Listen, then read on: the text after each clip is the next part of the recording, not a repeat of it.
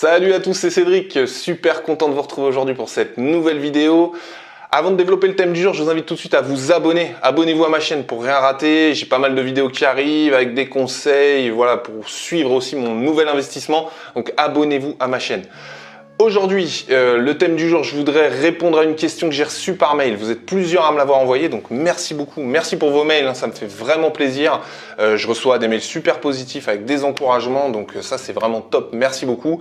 Et j'essaie vraiment de répondre à vos questions, donc n'hésitez pas à m'envoyer vos mails avec vos questions. Tant que j'ai le temps, je vous réponds. Par moment, je mets quelques jours, mais voilà, j'adore pouvoir partager mon expérience. Donc n'hésitez pas à m'envoyer vos mails. La question du jour, c'est de savoir quels sont les documents à demander au propriétaire ou à l'agence quand vous avez visité un bien. Voilà un peu ce qui m'a été demandé. En gros, voilà, vous avez visité un appartement, il vous plaît, vous avez envie d'aller un peu plus loin dessus, voire de vous positionner. Donc, quels sont les documents à demander? Je vais lister tout ça avec vous et vous expliquer un petit peu l'utilité de chaque document. C'est parti!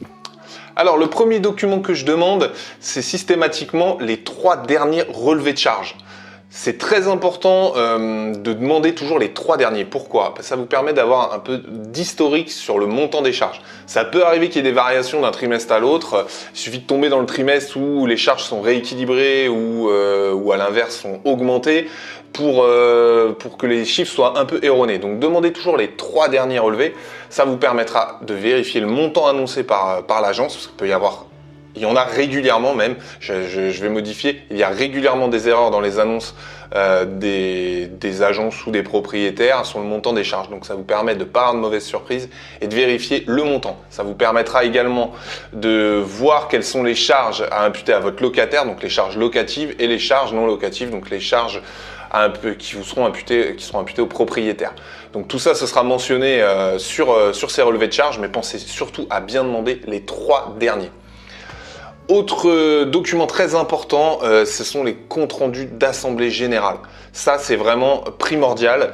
Qu'est-ce que c'est les comptes rendus d'assemblée générale? En fait, c'est tous les ans dans une copropriété, vous êtes convoqué pour une assemblée générale afin de voter les travaux à venir ou les travaux nécessaires sur la copropriété. Donc en demandant les 3 derniers les 3 derniers comptes rendus d'assemblée générale, pardon, ça va vous permettre d'avoir quand même du visu et de voir un petit peu ce qui a été voté, ce qui est dans les tuyaux. Donc vous allez voir par exemple si, je sais pas, on est en 2017, en 2015, les boîtes aux lettres ont été refaites, si ils ont changé une chaudière commune, enfin voilà, des choses comme ça. Et c'est surtout très intéressant pour un autre point sur les travaux, c'est de voir ce qui est dans les tuyaux. C'est-à-dire, par exemple, pour des gros travaux type ravalement, c'est très rare que ça se fasse d'une année sur l'autre. Très souvent, c'est des travaux qui sont évoqués 1 ou 2 ans avant. Donc vous allez voir, par exemple, on est en 2017, que dans le compte-rendu d'Assemblée Générale 2015, il commence à évoquer le fait qu'il y aura peut-être un ravalement à faire. Donc si vous aviez un doute sur la façade, sur l'état de la façade, vous ne la trouvez pas en très bon état, et que vous avez et qu'en 2015 il commençait à parler d'éventuellement commencer à faire des devis pour faire des ravalements, vous pouvez penser qu'en tant que futur propriétaire, il y a de grandes chances que vous ayez un ravalement à payer quand vous serez propriétaire. Donc ce qui représente une somme quand même assez importante. Donc c'est pas rédhibitoire, ça veut pas dire qu'il faut pas acheter, mais c'est un élément qu'il faut prendre en compte pour vos finances et surtout qui va vous permettre de négocier, puisque un ravalement qui tombe, forcément, ça veut dire négociation sur le prix, c'est un point noir sur le dossier du vendeur. Donc ça, c'est important, donc toujours demander les 3 derniers minimum. Ça sert à rien de remonter à 10 ans non plus, parce que bon, ce qui a été fait, il y a d'autres manières de le savoir, je vais en parler après, mais les 3 derniers, c'est vraiment très très très important. Avoir les relevés de charges et les comptes rendus d'assemblée générale, ça vous permet également d'avoir le nom du syndic. Donc n'hésitez pas à appeler le syndic. Moi, je le fais systématiquement. C'est-à-dire que voilà, je me présente, si j'ai un petit doute ou que je veux en savoir un peu plus sur comment on vit dans la copropriété, il y aura les coordonnées du syndic. Vous appelez, vous dites voilà, je suis Cédric, je suis futur copropriétaire, je vais acheter l'appartement du 3e étage et je voulais savoir tel point, par exemple, s'il y a quelque chose que vous n'avez pas compris dans les comptes rendus d'assemblée générale, ou comment ça se passe dans la copro, est-ce qu'il y a des problèmes, est-ce qu'il y a ci, est-ce qu'il y a ça. En général, les syndics disent les choses Et j'ai une petite astuce, si vous avez un petit doute que le syndic n'est pas forcément très loquace, vous demandez les coordonnées du président du conseil syndical. Le président du conseil syndical, c'est un des copropriétaires de l'immeuble qui, si vous voulez, est le représentant de la copropriété auprès du syndic. Le syndic étant une société extérieure, type Foncia ou autre. Et souvent, c'est des personnes qui sont très impliquées dans la copropriété et qui sont une mine d'informations énorme. Donc eux, vous pouvez aisément avoir leurs coordonnées et ils sont ravis quand on les appelle. Vous pouvez leur demander plein de choses, vous vous présentez, ils aiment beaucoup, ils se disent que c'est quelqu'un qui va être investi dans la copropriété, ce que je vous encourage à faire. Mais surtout, ils vous diront tout. Eux, vraiment, c'est sans filtre. Donc, n'hésitez pas à demander les coordonnées du président du conseil syndical et de lui passer un petit coup de fil. Alors, autre document à demander qui est essentiel, c'est la taxe foncière. Alors, souvent, ce montant-là, c'est comme les charges, il est mentionné. Je vous invite tout de suite à demander en même temps que les autres documents, la copie de la taxe foncière, donc une copie papier ou scannée, pour bien vérifier ce montant. Ça peut arriver qu'il y ait des erreurs, pas forcément par malhonnêteté, hein. Ils peuvent se dire « Ah bah l'année dernière, il me semble que j'ai payé 500, puis c'est 630 », et puis bah du coup, vous vous en rendez compte un peu tard, dans vos calculs, ça fausse quand même la donne. Donc, toujours demander la copie de la taxe foncière. Et j'en profite aussi parce que j'ai eu cette question, c'est pas la peine de demander la taxe habitation. Encore une fois, la taxe habitation, c'est une taxe qui est imputée au propriétaire au 1er janvier de l'appartement. Donc vous, en tant que propriétaire bailleur, vous n'êtes pas soumis à la taxe habitation, mais uniquement à la taxe foncière qui est déjà assez élevée. Donc voilà, toujours demander une copie de la taxe foncière pour être bien sûr du montant et que vous aviez bien eu la bonne information. Enfin, un autre document à demander, vous en avez forcément entendu parler, ce sont les diagnostics techniques.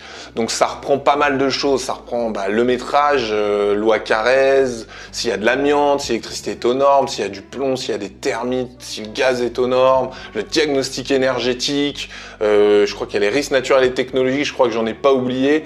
Voilà, donc tout ça c'est un document obligatoire, il n'est pas toujours fait lors des mises en vente par les propriétaires. Demandez-le systématiquement quand même avant. Je vais pas rentrer dans le détail de chaque diagnostic parce que j'ai prévu de faire une vidéo dessus où je vais tout reprendre vraiment de manière détaillée. Mais globalement, c'est un document qui va être très utile pour vous pour la négociation. Parce qu'encore une fois, si l'électricité n'est pas aux normes, s'il y a du plomb, si le diagnostic énergétique est mauvais, c'est pas forcément un drame. Ça engendrera certains travaux, mais surtout, ça vous permettra d'appuyer sur la négociation. Le premier but de ce diagnostic, c'est surtout de vérifier le métrage, donc le métrage loi Carrez, qui vous permettra de savoir si la surface annoncée de votre logement est la bonne. S'il a été annoncé à 30 mètres carrés et que vous avez un métrage... alors, il faut savoir que le métrage loi Carrez, il est en deux parties. Vous avez la surface au sol, donc admettons pour un 30 mètres carrés, on va dire que c'est 30, et vous avez un métrage loi Carrez. Donc la différence de la surface sol et la loi Carrez, en loi Carrez, tout ce qui est en dessous d'un mètre 80 de plafond, enfin de hauteur, est exclu. Donc, peut y avoir une différence à la baisse sur la loi Carrez. Si par exemple, vous n'avez pas de mansarde ou autre, ça peut être très fortement identique, voire exactement le même. Mais en général, sur le Carrez, ils arrivent toujours à enlever un petit peu, il y a toujours un petit quelque chose qui part. Mais ça vous permet de savoir si vous avez acheté un 30 mètres carrés qu'on ne vous vende pas un 27 si vous voulez. Quand on n'a pas l'habitude au début, ça peut arriver d'être induit en erreur. Donc, très important d'avoir ce document.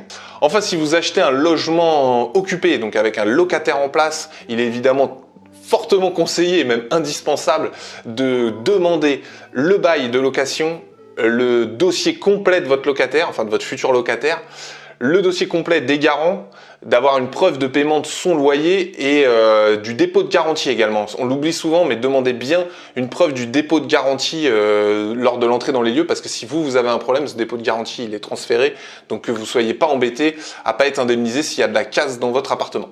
Donc ça, globalement, c'est vraiment les documents indispensables à demander. Il y en a d'autres que vous pouvez demander, mais que vous aurez par la suite dans le compromis de toute façon, mais que vous pouvez demander pourquoi pas, c'est le carnet d'entretien de l'immeuble. Globalement, ça c'est un petit peu la carte d'identité de l'immeuble. Ça reprend un peu tous les travaux qui ont été effectués. Si par exemple il y a eu un ravalement en 99, c'est mentionné s'il est mis à jour. En général, maintenant c'est obligatoire, donc ils les mettent à jour.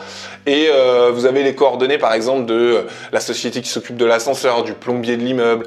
Bon voilà, ça n'a pas une grosse utilité, mais ça peut être demandé par moment on vous les donne. De toute façon, ce document-là sera mis au compromis de vente par la suite si vous achetez l'appartement. Enfin, un autre document qui est pas forcément très important, sauf dans quelques cas, c'est le règlement de copropriété. Alors ça, encore une fois, c'est un document que vous aurez quand vous deviendrez propriétaire au moment du compromis de vente. Ça peut être bien de se l'obtenir avant si vous faites par exemple des grosses modifications dans un appartement. Si vous achetez un appartement en l'état, honnêtement, bon, c'est toujours bien de savoir un peu comment ça se passe dans la copropriété. Globalement, règlement de copropriété, comme ça l'indique, hein, c'est les règles de la copro. Ça peut être voilà, la séparation entre les parties privatives, les parties communes, ce qu'il faut faire, ce qu'on a le droit de faire, pas faire. Bon, ça peut être utile si vous redéfinissez complètement l'espace de l'appartement que vous achetez. Par exemple, si vous voulez faire une colocation et que vous changez tout, peut y avoir certaines choses qui sont interdites ou autres. Bon, ça reste des cas marginaux, mais bon, si vous faites des grosses modifications, je vous invite quand même à le consulter au plus tôt. Et de toute façon, comme je vous disais, au pire, vous l'avez pour le compromis de vente, donc vous aurez de toute façon les informations. Donc voilà un petit peu ce que je vous conseille de demander en termes de documents. Avec ça déjà bien épluché, vous aurez énormément d'informations pour pas vous tromper. Donc comme d'habitude, je vous mets un lien Google où vous aurez la liste complète de ce que je viens de vous dire. Ça vous permet de l'avoir en version papier et de rien oublier. Vous avez juste à cocher comme ça quand vous sortez de visite pour être sûr d'avoir tous les documents nécessaires. Voilà, écoutez, tout ce que je peux vous dire pour aujourd'hui. J'espère que cette vidéo vous a plu. Je vous invite tout de suite à mettre des commentaires si vous avez des questions, si j'ai oublié des choses, s'il y a des choses qui n'ont pas été claires. Mettez des commentaires sous la vidéo, des pouces bleus si la vidéo vous a plu. En attendant, je vous dis à bientôt pour la prochaine vidéo pour développer l'offre et la négociation. Donc voilà, je compte sur vous pour être présent pour la prochaine vidéo. À bientôt, ciao!